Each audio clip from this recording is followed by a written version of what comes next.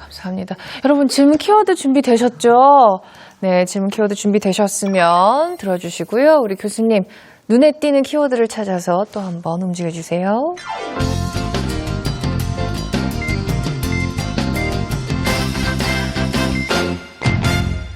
나노 입자를 만드는 산업 노동자들이 어떻게 보호되어야 되고 어떻게 보호받고 있는지가 좀 궁금합니다. 산업체에서는 그게 사실은 회사가 존폐가 걸린 문제이기 때문에 잘 오픈을 안 해요. 그래서 항상 저희들이 얘기할 때는 정말 이분들이 건강하게 일을 하실 수 있게 최선을 다해서 보호해 달라는 얘기만 하죠. 사장님께서 정말 그 부분에 대해서 내 식구다, 내 가족이다라고 생각하시고 철저하게 관리해 주지 않으시면 저희 연구자 입장에서는 그 부분들을 어떻게 제어할 수 있는 방법은 없거든요. 규정도 없고 아무것도 없기 때문에 단지 그냥 간곡하게 부탁을 드리는 거죠. 그럼 아직까지 우리나라에 그런 규정은 딱히 존재하지 않는 건지 궁금합니다. 그 고용노동법에 근거한 그런 가이드라인 그 정도, 나노만을 위한 가이드라인은 아직은 없는 것으로 알고 있습니다. 아마 좀 더 그 디테일하게 그런 규정이 만들어져야 된다고 저도 생각을 하고 있습니다. 그 부분에 대해서만큼은. 네. 아무래도 계속 지속적으로 나노 물질에 이렇게 영향을 받다 보면 몸에 계속 쌓일 거잖아요. 그래서 이미 쌓인 애들에 또 쌓이면 그 나중에 충분히 부작용이 생길 것 같아서 혹시 이미 다른 분해하는 방법이 있는지 한 연구 중인지 궁금합니다. 우리 몸이 그렇게 약하지는 않아요. 지금까지 우리 잘 살아왔고 잘 살고 있잖아요. 그게 왜 그러냐면은 내 몸 안에는 마크로파지라는 게 있어요. 뭐든지 들어오면 이런 애가 들어왔는데 얘가 요런 애야. 그러니까 네가 와서 좀 도와서 얘 좀 죽여, 분해시켜서 제거해 라고 신호를 보내는 애인데 걔 신호를 받으면 첫 번째로 달려오는 애가 뉴트로필이라는 아이가 달려와요. 근데 그 뉴트로필이라는 아이가 아주 강력한 아이예요. 잘 분해해요. 아까 말씀드린 멀티월 카본 나노튜브 같은 것들 다 걔네들이 분해해요. 네이처 테크놀로지, 나노 테크놀로지의 논문도 나가 있어요. 그것처럼 얘네들이 분비하는 그 분해 효소들이 아주 높습니다. 그런데 얘네들은 쉽게 아무렇게나 움직이진 않아요. 왜? 얘네들이 그냥 계속 움직이게 되면 어떻게 돼요? 몸이 그냥 정말 피곤할 거예요. 여러분들 감기 걸렸을 때 처음에 되게 피곤하지 않아요? 처음에 걸려갈 때 얘네들이 선천성 면역 반응이라 그러거든요. 우리 몸은 어차피 계속해서 폐를 통해서 미세먼지나 이런 유해 물질에 노출되게 돼 있고 얘는 어차피 어느 정도 정상적으로 움직이는 율이 있어요. 그 차지하는 비율이 있고 걔가 할 수 있는 역할이 있어요. 근데 그 이상으로 축적이 됐을 때 그 아이를 제거할 수 있는 방법이 있느냐가 문제인데 다행히도 아직은 내 몸 안에 그만큼 노출이 되고 있다는 증거는 아직은 없어요. 우리는 그래도 그로 인해서 생기는 어떤 아직 환자 발생이나 이런 거는 없었고요. 대표적인 사례를 든다면 아마 노동자, 정말 열악한 환경에서 근무하는 노동자만큼 제가 많이 노출이 됐을 거예요. 정말 저는 나노 실험을 엄청 많이 했기 때문에 그냥 매일매일 나노 속에서 살고 있기 때문에 가장 많이 노출된 사람 중에 하나일 거예요. 근데 아직은 괜찮습니다. 네, 정말이에요. 그거는 대표적인 사례가 저니까 안심하셔도 됩니다. 네, 감사합니다. 자, 이 질문 끝으로 바로 두 번째 강연으로 넘어가면 좋을 것 같아요. 네. 왜냐하면 교수님이 앞으로도 할 일이 많으시거든요. 근데 저희 입장에서는 궁금한 게 과연 서포트가 제대로 되고 있는지, 우리나라의 과학연구 지원 정책이 지금 제대로 된 방향으로 나아가고 있는지, 자, 이 부분에 대해서 교수님의 생각 이어서 들어보겠습니다. 박사급들이 와서 교수님 이 다음에 뭐 붙일까요? 그걸 왜 나한테 물어요? 왜 그럴까? 질문이 없으면 절대 연구자는 성장을 할 수가 없어요. 노벨상은 새로운 길을 가는 거예요. 실패 없이 갈 수 있을까요? 그래 너 길을 한번 가봐라. 가고 싶으면 한번 가봐라. 우리가 밀어줄게 하는 제가 작년 11월 27일 교수가 됐어요. 축하드려요. 교수가 된다는 건 뭐냐면 일단 제가 연구를 계속할 수 있다는 거고 그것도 제가 하고 싶은 연구를 계속할 수 있다는 거예요. 그리고 어떤 과제든지 지원할 수 있고 당당한 자격을 가지고 왜? 이 사람이 언제 그만둘지 모른다는 그 직위상의 불안정한 게 없기 때문에 나라에서도 안심하고 지원을 해줄 수 있거든요. 그래서 저는 그 과제를 할 수 있고 내가 연구를 계속할 수 있고 내 실험실도 생겼고 난 이제 드디어 날 수 있어. 근데 그 꿈은 꿈이었습니다. 세상이 그렇게 호락호락하진 않더라고요. 자, 오겹 뚫은 경력단절 여성 과학자가 오겹을 뚫었는데 다시 쏘리 메시지를 듣고 있어. 내가 뚫어야 될 벽이 또 있어? 또 있더라고요. 제가 HCR이 뭐냐면요. 전 세계 이공계에 근무하고 있는 과학자들 중에서 딱 3,300명을 뽑는 거예요. 그래서 지금 수행하고 있는 건 뭐냐면 제가 연구교수일 때 받은 일반 연구자 지원 사업 연간 5천만 원짜리 그걸 가지고 지금 학생들하고 버티고 있어요. 사실은 5천만 원 하면 적은 돈 아닌데 생각 들 수 있죠.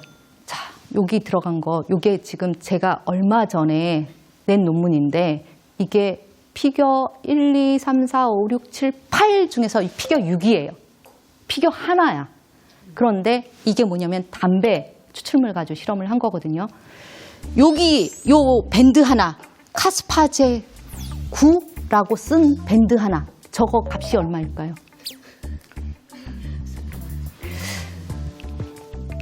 저 밴드 하나를 만들어내는데 저게 한 200 마이크로리터가 와요. 그 항체 시키면 저게 한 60만 원 정도 돼요. 200 마이크로리터에. 진짜 요만큼입니다. 근데 그걸 가지고 실험을 하는데 저희들이 한 번도 학생들이 실패 안 하고 실수 안 하고 실험을 하면 그걸로 한 40번을 할 수 있어요. 그런데 40번을 할 수 있는데 우리는 무조건 인디펜던트 3번을 해야 되죠. 그렇죠? 그래야지 논문 하나를 쓸 수 있어요. 그러다 보면 요만큼 만들어내는데 요 피겨 6 만들어내는데 들어가는 비용이 260만 원, 300만 원이에요. 그럼 피겨 몇 가지 있다고? 8가지 있어. 그럼 피겨 8가지면은 38에 24, 2,400만 원이죠? 5천만 원 받아서 저희 학생 인건비 줘야죠. 그다음에 간접비 가져가죠. 그러면 남는 돈 가지고 논문 하나 냅니다. 1년에 논문 하나 내서 그 다음 중견까지 지원할 수 있나요? 못합니다. 자, 제가 인터뷰할 때마다 듣는 질문이 하나 있어요. 어깨가 무거워서 죽을 것 같아요. 교수님, 진짜 노벨상 타시는 거죠? 타실 수 있으시죠? 그럼 우리나라에 노벨상이 나올 수 있을까요? 딱 3개. 첫 번째, 타고 싶어요. 진짜 타고 싶어요. 왜? 노벨 생리의학상, 다른 상은 잘 모르겠는데 노벨 생리의학상만큼은 인류의 보건의료를 위해서 정말 너 평생 동안 열심히 헌신하고 노력했으니까 그거에 대한 공로상으로 주는 거예요. 그래서 저는 타고 싶어요. 너 정말 사람들 건강 지키기 위해서 노력 많이 했다. 그동안 수고했다 상으로 전 받고 싶어요. 근데 문제는 뭐냐면 지금처럼 계속해서 하면서 어려움 속에서 해서 넌 받아야 된다라면 사실 이제는 제가 52이기 때문에 체력이 좀 딸려서요. 좀 힘들어요. 저를 이어서 연구자로 성장할 수 있는 학생들을 키워낼 수 있는 그 정도의 연구비만 계속해서 지원이 된다면 저는 정말 타고 싶어요. 공로상 받고 싶거든요. 그 다음에 두 번째로 자 실제로 제가 교수가 돼서 겪은 것 중에 하나인데 사람들이 질문이 없어요. 제일 처음에 제가 제일 황당했던 거 뭐냐면 박사급들이 와서 교수님 이 다음에 뭐 붙일까요? 왜 나한테 물어요? 뭘 붙여야 된다. 뭐 해라, 뭐 해라. 그냥 주입식으로 시키는 대로만 해온 거예요. 그래서는 연구자가 성장할 수 없어요. 제가 여기까지 온 게 제가 과학자가 되겠다는 꿈을 가지고 온 것도 아니고 교수가 되겠다는 꿈을 가지고 온 것도 아니거든요. 진짜 그냥 이거 왜 이러지? 이상한데? 야, 요거 한번 해보자. 하다가 하고 요거 궁금한데? 하고 그 다음엔 그래 이알이 망가졌어. 그러면 이알이 망가진 다음에 또 무슨 일이 벌어지지? 너무 궁금한 거 하나하나 풀다 보니까 사람이 이렇게 조금 똑똑해지더라고요. 처음에는 아니었어요. 근데 그게 저 스스로 뭔가를 계속 해결해 나가야 된다는 숙제를 저 스스로 계속 받았기 때문이고 주었기 때문이거든요. 질문이 없으면요. 왜 그럴까? 질문이 없으면 절대 연구자는 성장을 할 수가 없어요. 자, 예를 들어 볼게요. 1000개씩 깔았어. 1000개씩 세포를 깔았는데 내일 아침에 봤더니 3개를 깔았는데 그 1000개 깐 것 중에서 1번 플레이트에는 50% 이상 죽었고 반 정도 죽었고 그 다음에는 한 3분의 2 정도 죽었고 그 다음엔 죽을 준비도 안 하고 있어. 똑같이 1000개씩 깔았는데 야, 너 실험을 어떻게 한 거야? 다시 해. 그런다면 그 친구가 성장할 수 있을까요? 아니야. 플레이트를 보면서 자, 너 어제 정확하게 깔은 거 맞아? 네. 자, 그러면 얘네들이 왜 다를까?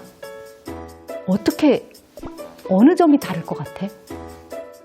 교수님, 제 생각에는 저희 학생이 직접 한 말이에요. 제 생각에는요, 여기는 진짜 잘 깔렸어요. 싱글셀로 해서 사이에 공간이 이렇게 잘 깔렸는데요. 얘는 이상하게 제가 똑같이 깔았는데도 안 풀어줬나 봐요. 뭉쳐 있어요. 자, 그렇다면 세포가 이렇게 깔린 애는 면적이 이렇게 다 영향을 받을 수 있겠지, 물질이 와서. 그러면 얘는 그렇게 깔린 애는 많이 죽었고 얘는 적게 깔렸다면 야, 그럼 그 세포막을 통해서 죽이는 거 맞네. 그거 맞네. 그 다음에 깔 땐 그럼 어떻게 깔아야 될까? 잘 깔아야 될 것 같아요. 그치? 잘 깔자. 이렇게 하면 그 학생은 다시 다음에 할 때는 아, 세포막을 통해서 죽을 수 있어. 이렇게 해야지. 시정할 거고 고쳐갈 거예요. 그 친구는 발전을 할 거라고요. 그런 것처럼 질문이 없으면 궁금증이 없고 그걸 해소할 수 있는 숙제가 안 주어지면 절대로 성장을 못합니다. 노벨상은 새로운 길을 가는 거예요. 그렇죠? 새로운 길을 가야만 받을 수 있는 상이에요. 실패 없이 갈 수 있을까요? 불가능입니다. 네, 불가능이에요. 그런데 실패를 했을 때 정확하게 일러주고 그 다음에 그 실패가 다시 재도전할 수 있게 계속해서 궁금증을 유발해주고 에디슨이 뭐라 그랬냐면요. 자기가 진짜 많이 실패를 했더라고요. 정말 많이 실패를 했는데 에디슨이 남긴 명언이 있대요. 나는 그냥 덜 효과적인 전구를 만들었을 뿐이지 나는 실패한 게 아니야. 내가 가려는 목표에 못 달았을 뿐이지 얘가 실패한 건 아니라고. 얘가 전구가 아닌 거 아니고 불 켜줘. 근데 그 밝기가 좀 낮을 뿐이야. 네.